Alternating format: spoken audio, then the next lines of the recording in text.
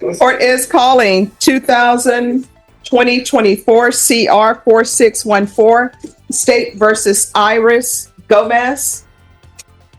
Can I have parties announce? Jason Garahan for the state, Your Honor. Jose Rocha for Iris Gomez, Your Honor. And are you Miss Gomez? Yes, Your Honor. Is it Iris or Iris? It's Iris. Iris? Iris in Spanish, but it's Iris. All right. No, just tell me how to pronounce it. I will pronounce it the way it should be pronounced. Iris, Your Honor. All right, Iris. And here we go, State versus Iris Gomez. From the jump, this case is about stolen identity, broken trust, and courtroom consequences. Stick around, because this one gets personal. All right. So is there an application in this case? No, Your Honor. There, Right. and Judge, just like you know, there's a case that's a plea, and there's also an MTR. All right. So we're going to start with this case first. Which is the case, Your Honor? 2024 CR 4614. All right. And so the record can be clear. If you all announce again for the record. Jason Garahan for the state, Your Honor. Jose Rocha for Iris Gomez. All right. And you're Miss Gomez? Yes, Your Honor. Counsel, have you received all discovery? Yes, Your Honor. Did you review it with your client? Yes, Your Honor. Court will find that the state is in compliance with discovery. Ms. Gomez, did you review the true bill of indictment with your attorney? Did you understand it? Yes, Your Honor. Counsel, do you waive the reading of the indictment? Yes, Your Honor. State, are you proceeding on the indictment as presented? We are, Your Honor. Ms. Gomez, did you review court admonishments with your attorney? Did you understand it? Did you sign it in all the appropriate places? Yes, Your Honor. You're charged with fraudulent use of possession of identifying information less than 5 items as a state jail felony. Range of punishment is anywhere from 180 days up to 2 years in the state jail facility and up to a $10,000 fine. If you have a plea bargain agreement with the state, the court does not have to follow your plea. Quick breakdown. Fraudulent use of identifying information is basically identity theft under Texas law. Even if it's just a few items, it's still a felony. That means real jail time and real fallout.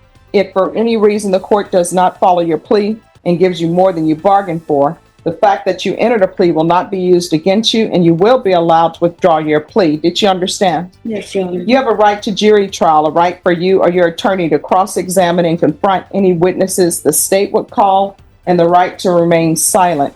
Did you understand by entering this plea, you were giving up those rights? Yes, Your Honor. Did you intend to give up those rights and enter into a plea in this case? Yes, Your Honor. Counsel, has your client been able to provide you with any defenses? Yes, Your Honor. Do you believe she has a rational as well as a factual understanding of the charges against her? Yes, Your Honor. Ms. Gomez, has anyone threatened you, coerced you, or placed you in fear to get you to enter this plea? No, Your Honor. Anyone promised you anything other than the plea? No, Your Honor. Are you satisfied with the way you've been represented? Yes, Your Honor. Did you understand by entering this plea, if the court were to follow your agreement, that potentially if you're not a citizen of the United States, you could be deported, not allowed re-entry into the country, and denied naturalization? Understood, Your Honor. Court will find that defendant has knowingly and voluntarily waived her right to jury trial. Did you review the plea bargain page with your attorney? Did you understand it? Yes, Your Honor. According to the plea, punishment is to be assessed at 1 year in the state jail facility. Yes, Your Honor. This is to run concurrent with 2020 CR 073. Did you understand that to be the plea? Yes, Your Honor. Defense is at the plea? Yes, Your Honor. I did. State? Yes, it is, Your Honor. Did you review the waiver of appeal paragraph with your attorney? Did you understand it and sign it in both places? Yes. Appeal.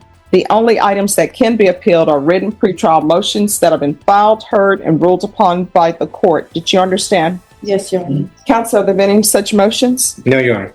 Then to the offenses charged, how do you plead? Guilty, not guilty, or no contest? Guilty. State, any evidence? Yes, Your Honor. State Exhibit Number 1 with all of its attachments. No objections, Your Honor. All right, did you review the waiver and stipulations with your attorney? Did you understand it? Did you sign it in all the appropriate places? Yes, Your Honor. Again, did you understand you have a right to jury trial, a right for you or your attorney to cross-examine and confront any witnesses the state would call, and the right to remain silent? Yes, Your Honor.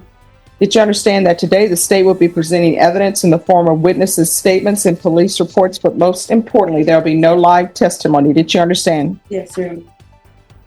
Court will find that the defendant has knowingly and voluntarily waived and consented to stipulation of testimony and stipulations. The court will accept into evidence states exhibits 1 and attachments and review the same.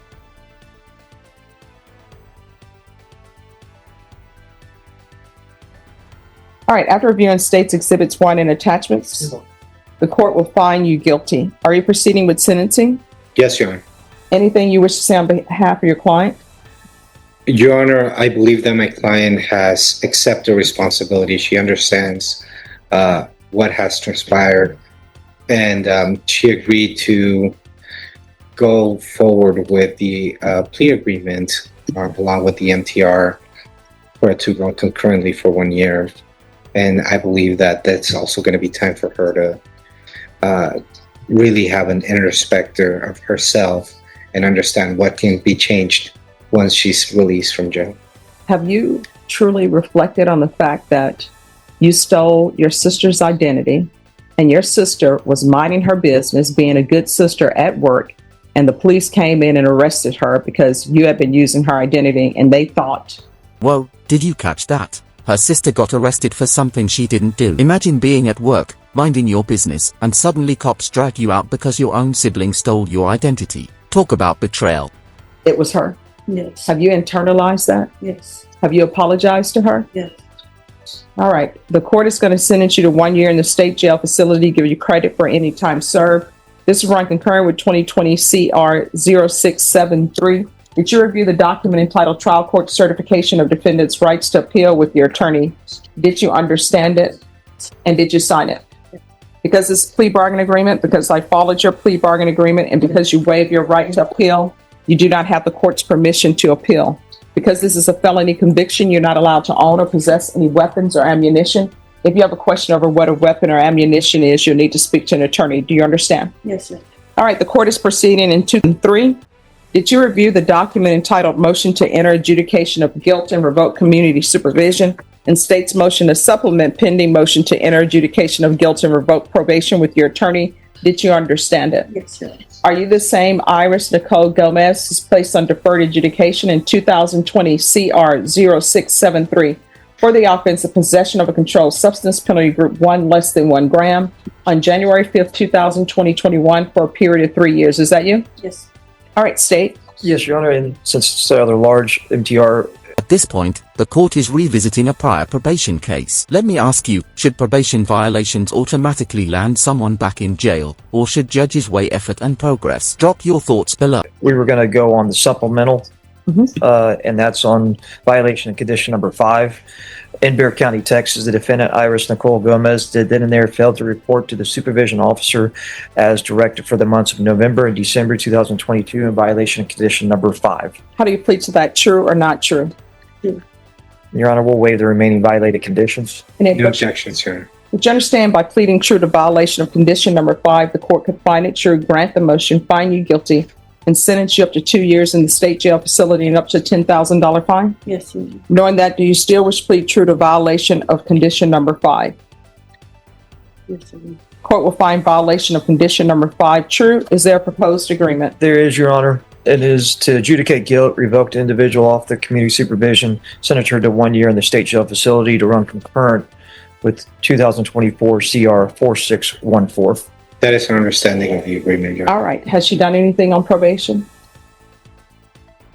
She's done a little, Your Honor.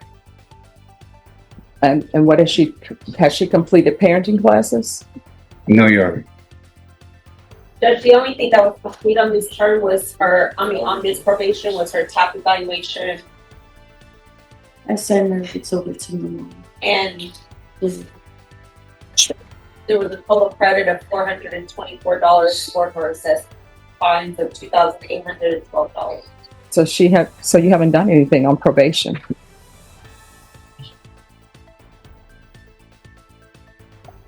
I have just lost my little sister in that time. And there it is, 18 months behind bars. Notice how the judge emphasizes that Iris barely did anything on probation. That lack of effort sealed her fate. It was very hard. Okay.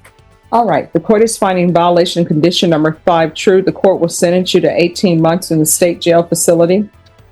Court will give you credit for any time served. The court will request the therapeutic community.